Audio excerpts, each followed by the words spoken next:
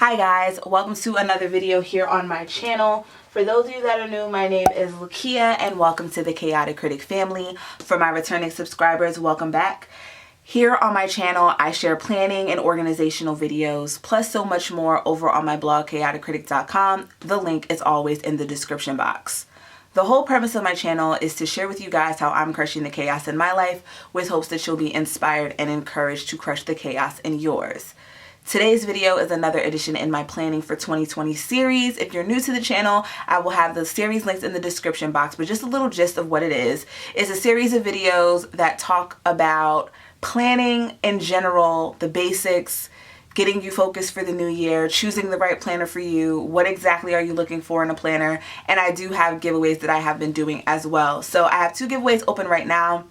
One is for a Plum paper planner, and then I have a huge happy planner giveaway for a mini, a half letter, and a classic size. I'll have both of those videos linked for you guys to check out if you're interested in entering those giveaways. They do end tomorrow the 17th, and I will be announcing the winner on the 18th. So you do have a little bit of time to still enter those, and if you guys would like the full details on how to enter, it's in the description box of both of those videos. But I encourage you to check out the whole entire series for more information and getting your planner journey started, or just revamping your whole system in general. Today we're going to be talking about how to use expired planners. This is a different type of way to use expired planners. I'm also introducing a different brand of planner to my channel.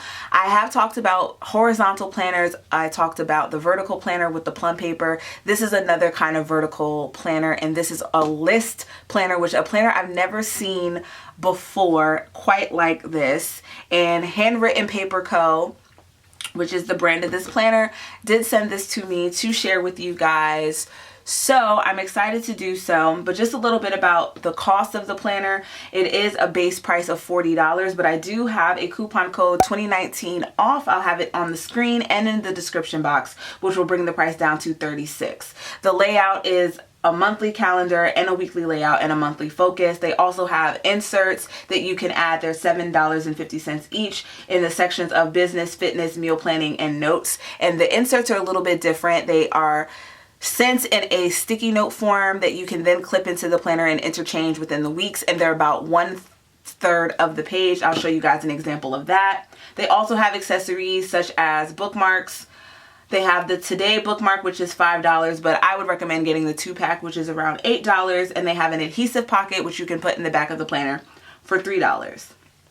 So now that I've given you that spiel, let's get into the inside. This is the 2019 edition. The 2020 edition is the same.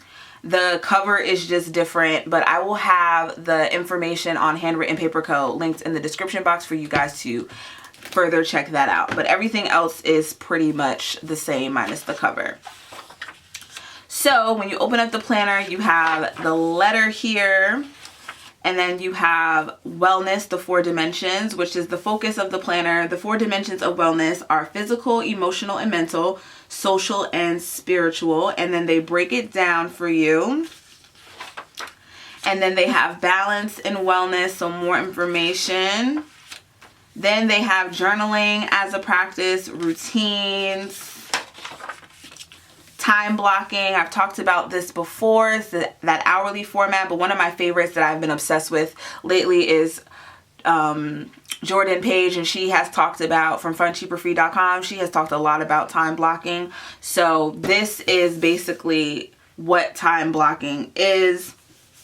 And it's the activity, hours per day, times day per week, equal total hours, and then the hours you have. They break it all down for you.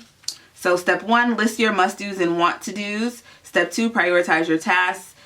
Step 3, defend your time off. Step 4, blocking time, and that's where you start with your highest priorities and block them in. Surround those with whatever commuting or coffee time you need. And then they also note the beauty of our planner is we give you the flexibility to work as you need, add in hours, or don't. You do you, friend. And then they talk about goal setting, and they talk about SMART goals: specific, measurable, achievable, realistic, and time bound. And then they also have this over here, And the top of the page says, it's goal setting time. Grab a cup of coffee or a stiff drink, whatever you need. Set one big goal for each of your dimensions in the year. You'll break these down into mini goals and action steps later. And then they have those broken down from physical, emotional, mental, social, and spiritual. And then they have the let's get started. They have a little assignment here, a notes page. They do have real talk at the bottom here, which I think is cool.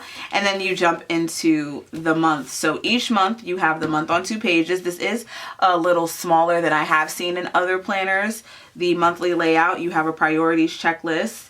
Also up here, it's a quote. It says, you're really good looking. It has the year. And then down here on the bottom, this is what I mean by that 1/3. So the inserts that I was talking about are about this big. So you clip them in and they're going to cover the page about that much, which I think is different because most inserts, you'll find them at the back of the planner. This one is actually, you can move it from week to week, which I do like that touch. So this in the monthly layout, you have mini goals and routines. So you have a morning, then you have your 4 dimensions, and then you have an evening routine. So that's cool. I like that. I like that a lot.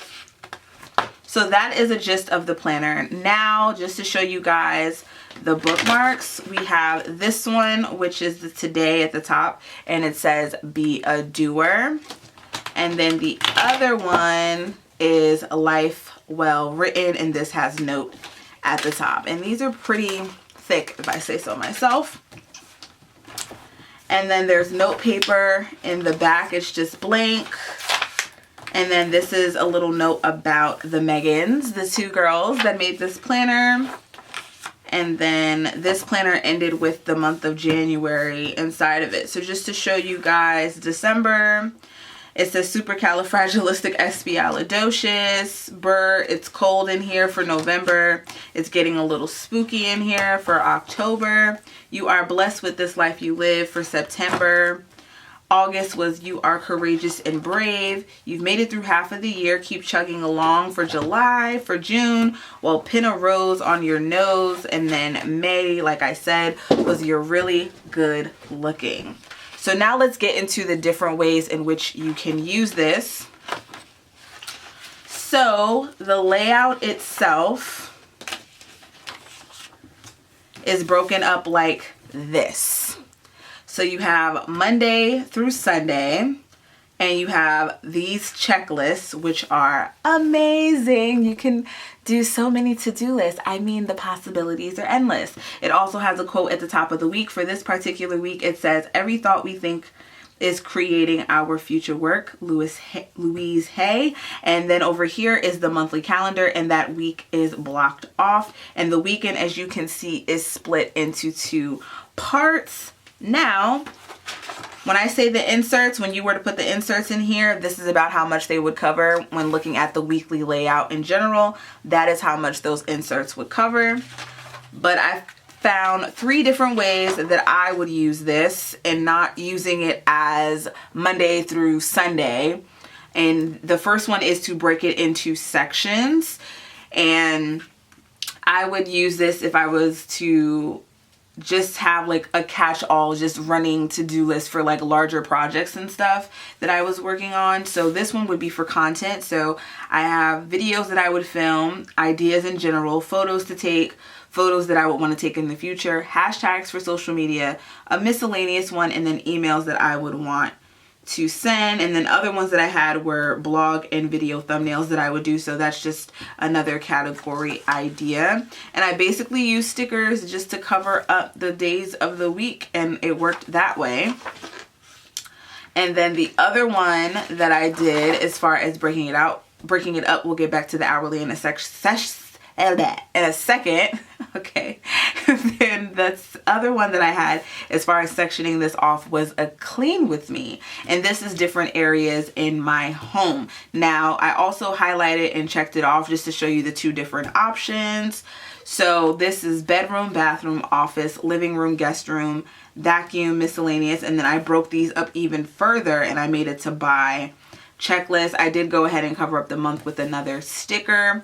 And then as you can see, again, with each week, you do have the quote and the month would be highlighted with that week. So this was the first option that I did when I first tried out this planner, and I really, really did like this. So if I have a huge cleaning list, the planner that I personally use is this half letter arc system, but I would keep this planner around and have running to-do lists of when I'm working around the house of things I need to do. I carry around this one planner and I check it off, cross it off, whatever, and keep it moving. So I did like that. The other option goes in with the time blocking that I mentioned when I was discussing what this planner is about, and you can take the check boxes and mark off the hours that you need. So I did an 8 one over here. I started with 8 o'clock and it goes 8 to 11, and then I did 5 to 11 down here, and then I did 6 to 8 over here, another 6 to 8 one popped in another sticker. And then for the weekend portion, because I would only use the hourly for Monday through Friday, if I were using this planner as like a work planner, I would only use it Monday to Friday. And then I had things to remember and things to do. You can section this off into whatever other to-do list that you have. You can have work to-dos, personal to-dos, whatever, or you can leave Saturday and Sunday as is and just have one huge running to-do list and put weekend. So that is another option as well. But again, just to show you what the layout looks like in general, I really, really do like this. I haven't seen a planner like this before, and yeah, again, I'll have all the information on Handwritten Paper Co. in the description box for you to check out. So that wraps it up for this video. Thank you guys so much for tuning in. Let me know in the description box how you guys use planners that are expired, or how do you revamp planners to make them work for you. I would love to know in the comments section below. In the description box, of course, like I said, I'll have information on Handwritten Paper Co. Plus, I will have the entire Planning for 2020 series for you guys to check out, as well as the giveaways that are still open, which is the Plum paper and the Happy Planner. Those giveaways will be closing tomorrow, the 17th, and I will be announcing the winner on the 18th.